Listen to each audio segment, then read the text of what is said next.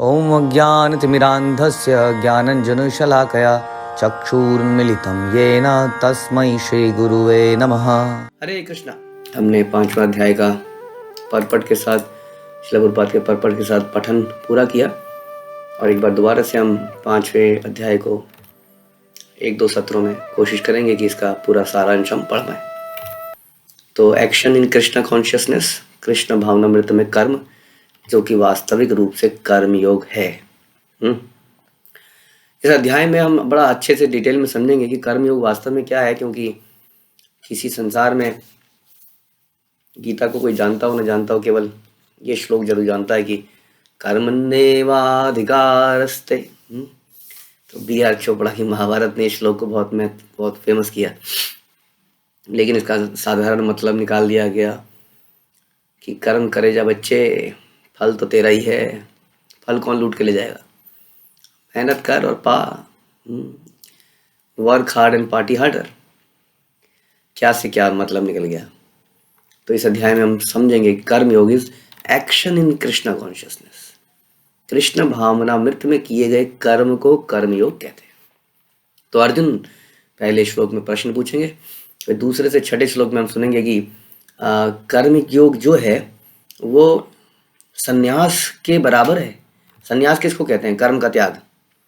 हाँ, लेकिन संन्यास से इजी है और उसका फल संन्यास के बराबर है। तो दूसरे से छठे श्लोक में आप इसको समझेंगे।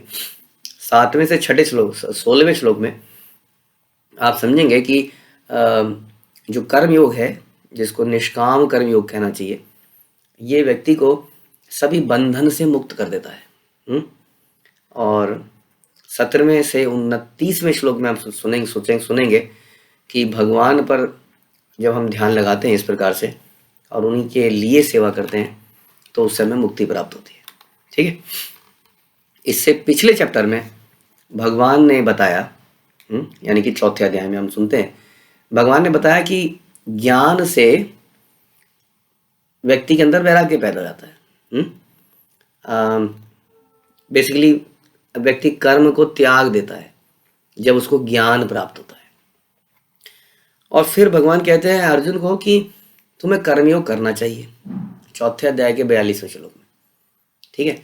तो अर्जुन के लिए बड़ा कंफ्यूजिंग हो जाता है कि भगवान क्या बोलना चाह रहे हैं, मुझे कर्म त्यागने को कह रहे हैं या कर्म करने को कह रहे हैं। तो अर्जुन कंफ्यूज जाता है।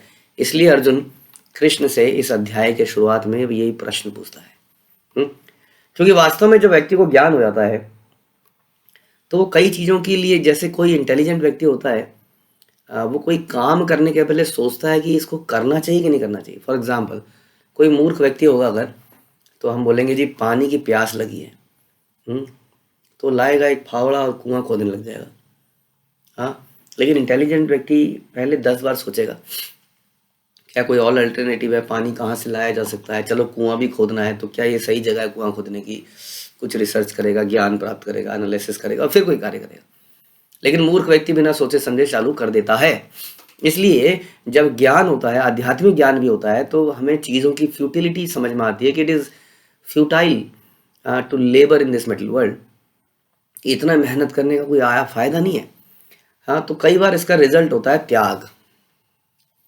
हाँ, तो इसलिए ज्ञान से कई बार त्याग पैदा होता है। लेकिन और ज्ञान के आगे जब भक्ति आती है तो उसमें क्या होता है, उसमें कर्म का त्याग नहीं करता है, उसमें व्यक्ति कर्म ज्यादा करने लगता है पहले से भी। यही हम समझेंगे। ठीक है। तो अर्जुन कृष्ण से पहले श्लोक में पूछते हैं कि हे कृष्ण, तुमने पहले मुझे त्यागने को बोला, संन्यास के लिए बोला, to renounce the work, and then फिर आपने मुझे रिकमेंड किया कर्म योग करने के लिए। आप दोनों में से बताइए कि क्या बेहतर है, व्हाट इज बेटर। हाँ, तो अर्जुन का जो प्रश्न था वो वही था जो हम कह रहे हैं कि संन्यास बेहतर है, हाँ, या कार्य करना बेहतर है। ऐसा अपोजिट समझा जाने लगा। तो हम इसमें समझेंगे कि डिटैच होके काम करना संन्यास से बेटर है। इसको सुनते हैं थोड़ा। तो दूसरे से छठे में, दूसरे श्लोक में भगवान बोलते हैं, क्या बोलते हैं? भगवान बोलते हैं कर्म योग इज बेटर। हाँ, भगवान बोलते हैं कर्म का संन्यास और निस्वार्थ यानी कि डिटैचमेंट होके कर्म करना दोनों ही मुक्ति के लिए बराबर है, दोनों ही बराबर है। बट इन दोनों में से कर्म योग बेटर है। बड़ा सहज, बड़ा सिंपल अंडरस्टैंडिंग इसकी है, आप समझेंगे। इट इज़ वेरी डिफिकल्ट कि जीवात्मा काम करना बंद कर दे, क्योंकि हम चेतन है, हमारे अंदर चेतना है। We must do something. हर व्यक्ति को कुछ चाहिए होता है करने के लिए, ठीक है। तो काम को त्याग देना और उसके बाद कॉन्शियसनेस को बनाए रखना बड़ा मुश्किल है। जैसे आपके पास कोई काम नहीं है, माना आपको बोला जाए आपको पूरे दिन कृष्ण भावना में बने रहना है, समहाउ बने रहना है, कोई काम नहीं है आपके पास, आप देखेंगे कि पूरे दिन में कितने ऊट पटांग विचार क्या क्या दिमाग में घुस जाएगा। लेकिन यदि मैं आपको काम दे दूं कि प्रभु जी आपको 4 जगह क्लासेस लेनी है, एक मॉर्निंग क्लास, एक आफ्टर 11 बजे क्लास लेनी है, एक 4 बजे क्लास लेनी है, एक 7 बजे क्लास लेनी है, और उसके लिए प्रिपेयर करके जाना है। आप पूरे दिन लगे रहोगे, भागवतम गीता खोल के पढ़ते रहोगे, लेक्चर देते रहोगे, पढ़ते रहोगे, लेक्चर देते रहोगे, हाँ। और एक आदमी है, उसको बोला कि आपको इस कमरे में बंद रहना है और पूरे दिन भगवान का ध्यान लगाना है। बताइए आपको क्या लगता है कौन व्यक्ति ज्यादा ध्यान लगा पाएगा, पहला या दूसरा? बड़ा मुश्किल है कमरे में बैठ के, क्योंकि हम अभी उसी परमहंस स्थिति में नहीं आए। आम जनता 99.9999% लोगों के अंदर ये चेतना नहीं होती है कि वो इस प्रकार से कंटिन्यूसली कृष्ण का चिंतन कर सकें। इसलिए कर्म योग is better, doing working for Krishna is better than renouncing the work. तो ये यहाँ पर हम समझ रहे हैं। तो कर्म योग इज बेटर, दोनों के फल बराबर हैं। जो चिंतन कर रहा है उसको भी बराबर मिल रहा है। अगर हम इस स्टेज में हैं कि हम बस भगवान कमरे में बैठे हैं और पूरे दिन ध्यान में बैठे हैं, हाँ, अगर हम इस चिंतन में है, इस लेवल में है, देन इट इज ओके, दोनों का फल बराबर है। और जो पूरे दिन कर्म कर रहा है, क्लासेस ले रहा है, वो भी बराबर है। लेकिन सेकंड वन इज ईजियर, हाँ, जिसमें आप कृष्ण के लिए काम करते हैं, दैट इज बेटर, यहाँ पर दूसरे श्लोक में बताया। और कर्म योगी, एक कर्म योगी जो है एक सच्चा सन्यासी हो सकता है। यहाँ पर बताते हैं तीसरे श्लोक में, एक कांस्टेंट सन्यासी और रिनंसिएट कौन है? कांस्टेंट मतलब नित्य सन्यासी, जो किसी चीज वस्तु से ना तो घृणा करता है, ना किसी वस्तु के फलों से आसक्ति रखता है।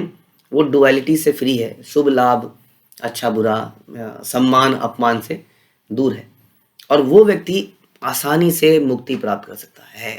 ठीक है, तो वास्तविक सन्यासी यहाँ भगवान बता रहे, कौन है वास्तविक सन्यासी? जो ना तो कर्म करने से घृणा करता है, हाँ, और ना ही कर्म के फल से अटैचमेंट है।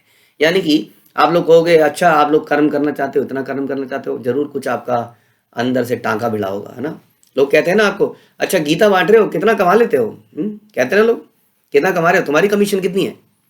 हाँ, हमारी कमीशन तो नहीं है, आप जानते हैं हमारी क्या कमीशन है? अपनी नौकरी के बाद समय नहीं मिलता लोगों को, घर बार चलाने के बाद पुस्तक वितरण करते हैं, जो लक्ष्मी आती है मंदिर में जमा कर देते हैं। हाँ, दिस इज कॉल्ड डिटैच होके काम करना, है कि नहीं? ऐसा तो नहीं है ना आप लोगों के बिजनेस चल रहे हैं पुस्तक वितरण से, या मेरा बिजनेस चल रहा है पुस्तक वितरण से, या तो आप डोनेशन दे रहे हैं उससे हमारा कोई धंधा चल रहा है, ऐसा तो नहीं है।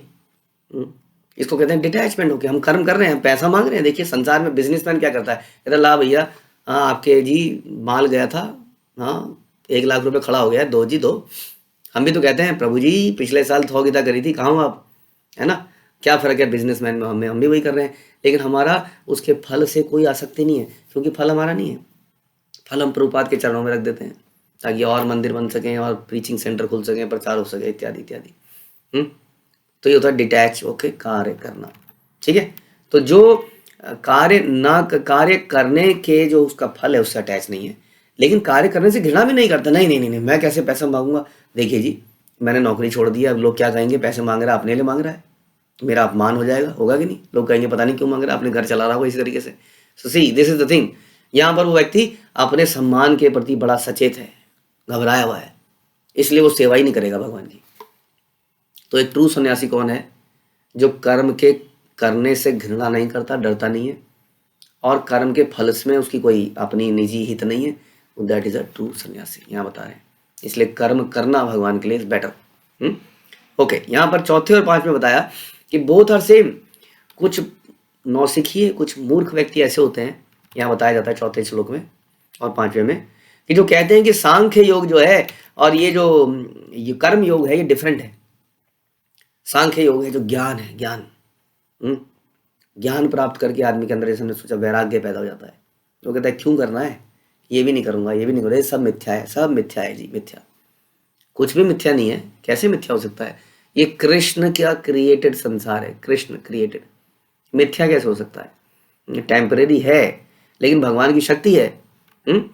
इसलिए सांख्य योग यहाँ भगवान बताते हैं और कर्म योग दोनों का रिजल्ट एक ही है, उसी ईश्वर की प्राप्ति है।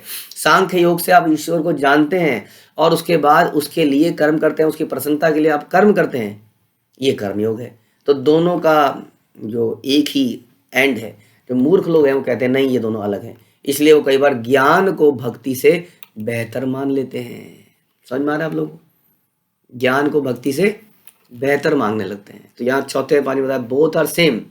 वट? कर्म योग करिए या संन्यास कीजिए, या सांख्य योग यानी कि आफ्टर गेटिंग नॉलेज जो आपको वैराग्य पैदा होता है वो, और जो कर्म योग है बराबर है। कितनी अजीब सी बात है। यही चीज़ हमें प्रभुपाद ने सिखाई। नहीं तो हाँ, लोग संसार में सब काम छोड़ के बैठे थे। प्रभुपाद ने दिखाया, देखिए मैं तुम्हें काम दिखाता हूँ भगवान के लिए कैसे कर्म किया जाता है। निरंतर कर्म करते रहते थे। उसके बाद छठे श्लोक में बताते हैं रिनंसिएशन इज डिफिकल्ट। देखिए इस बात को कितना स्ट्रेस किया जा रहा है बार बार कि इट इज़ वेरी डिफिकल्ट। कोई व्यक्ति रिनंसिएट हो जाए, काम को छोड़ दे, ये नेचर के अगेंस्ट में, हमारे नेचर के अगेंस्ट में। ये उसी तरह से जैसे बच्चे को बोला जाए चुपचाप यहाँ पर बैठे रहो, जब तक ये लेक्चर चल रहा है तुम्हें यहीं बैठे रहना है। अब बताइए 1 साल 2 साल 3 साल का बच्चा कहाँ बैठने वाला है? उसके नेचर के अगेंस्ट में है। उसी तरह से जीवात्मा को बोल दिया जाए छोड़ दो सब कुछ, कुछ नहीं करो, ध्यान लगाओ, इट इज़ वेरी डिफिकल्ट। ऐसा नहीं गलत है, लेकिन ये प्रैक्टिकल नहीं होता है इस युग में खास तौर पर।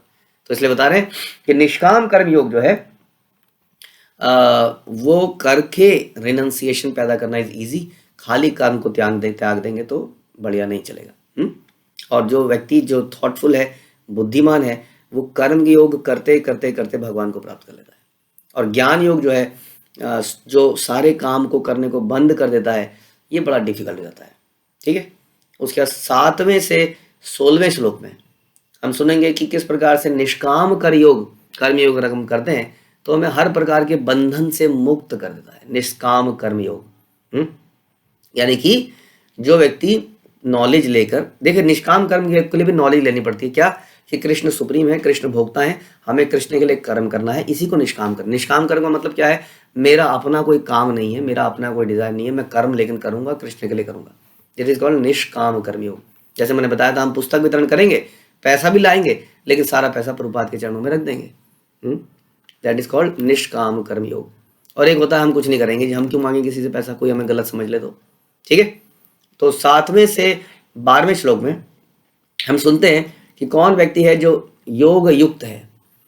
योग युक्त विशुद्ध आत्मा, उसके बारे में बताते हैं कि वो व्यक्ति है जो भक्ति में कर्म करता है। ठीक है, कर्म करता है। यहां पर आ गया one who works in devotion. ध्यान रखिए, point to be noted, not the one who renounces the work. यहां बताया गया जो कार्य करता है, जो भक्तिमय कार्य करता है, विशुद्ध आत्मा है, अपने मन को और अपनी इंद्रियों को कंट्रोल करता है, वो सबको प्रिय है, सब उसको प्रिय है। वो हमेशा कार्य करने में लगा रहता है, लेकिन फिर भी कभी एंटेंगल्ड नहीं होता, बंधता नहीं है कर्म के बंधनों से। भगवान कहते हैं यज्ञार्थात् कर्म अन्यत्र लोकायन कर्म बंधना, कि भगवान की प्रसन्नता के लिए कार्य करो, नहीं तो कर्म बंधन बन जाएंगे और हमें फंसा देंगे। यहाँ पर एक ऐसे व्यक्ति की बात बता रहे हैं जो योग युक्त है, यानी कि पूरे दिन काम करता रहता है, just like any materialistic person जो बिजनेस में, नौकरी में पूरे दिन लगा रहता है। उसी तरह से योग युक्त व्यक्ति भी पूरे दिन लगा रहता है। आप कहेंगे ये कैसा भक्त है जी? भगत है। देखिए जैसे एक आम आदमी काम कर पूरे दिन पता नहीं कहाँ लगा हुआ है, लेकिन ही वर्क्स इन डिवोशन। वो भक्ति में भगवान के लिए कार्य करता है, अपने मन और इंद्रियों को कंट्रोल में रखता है। हाँ, ये नहीं कि वो क्या कहते हैं, चारों उंगलियां घी में, सर कढ़ाई में, नहीं, अपने मन और इंद्रियों को एकदम कंट्रोल में रखता है। ऐसा व्यक्ति सबका प्रिय बन जाता है। ऑब्वियसली वो व्यक्ति सबका प्रिय बनेगा जो हमेशा दूसरों के लिए कार्य करता है, अपने लिए कुछ रखता ही नहीं है, वो केवल डिवोशन में काम करता है। ऐसे व्यक्ति को योग युक्त कहते हैं। इस प्रकार वो काम करते हुए भी काम नहीं करता है। हाँ, तो 8वें से 9वें श्लोक में हमें सुनते हैं कि जो निष्काम कर्म योगी है वो देखता भी है, सुनता भी है, कई विषय सुनता है। जैसे हम सुनते हैं कान में ब्लूटूथ लगा के वो भी कान में ब्लूटूथ लगा के कुछ घूमता रहता है। वो भी कुछ देखता रहता है, वाह क्या ब्यूटीफुल है। संसार का आदमी भी देखता है, वाह क्या ब्यूटीफुल है। वो भगवान के विग्रह को देख के बोलता है क्या ब्यूटीफुल। वो किसी अपोजिट सेक्स को देख के बोलता है क्या ब्यूटीफुल। वो कुछ गाने सुनता है, इसकी जवानी और उसका बुढ़ापा, और वो भगवान की कथाएं सुनता है। तो वो सुनता भी है, वो टच भी करता है, वो स्मेल भी करता है, वो खाता भी है, घूमता है, भागता है, स्लीप करता है, सब कुछ करता है। कौन? निष्काम कर्मयोगी। लेकिन वो जानता है कि ये सब वास्तव में इनके ऑब्जेक्ट से अटैच नहीं होता है। इनको देखता है, सुनता है, फिर भी फंसता नहीं है।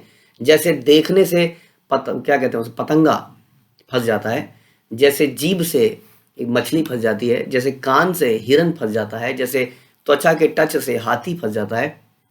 एक निष्काम कर्मयोगी ये सेंसेस के सारे काम करता है, लेकिन फिर भी सेंसेस से ऊपर उठा रहता है, क्योंकि वो इन सेंसेस को अपने लिए यूज नहीं करता, इसलिए हमेशा अलूफ रहता है, इन सब से ऊपर रहता है। वो जानता है कि ये केवल मटेरियल सेंसेस हैं, इनके चक्कर में नहीं फंसना है, नहीं तो क्या होगा, जैसे ही सेंस के ऑब्जेक्ट्स में आऊंगा तो मैं फंस जाऊंगा।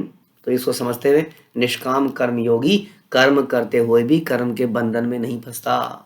वंडरफुल। 10वें श्लोक में हम सुनते हैं वो किसके लिए काम करता है। फिर से बता रहे हैं यहाँ पर कि जो भी उसके रिजल्ट होते हैं, इतना सारा काम करने के बाद जो अपने सारे कार्य के रिजल्ट को ब्राह्मणी अधाय कर्माणी संगम त्यक्त्वा करोतिया, जो सारे रिजल्ट को ऑफर कर देता है।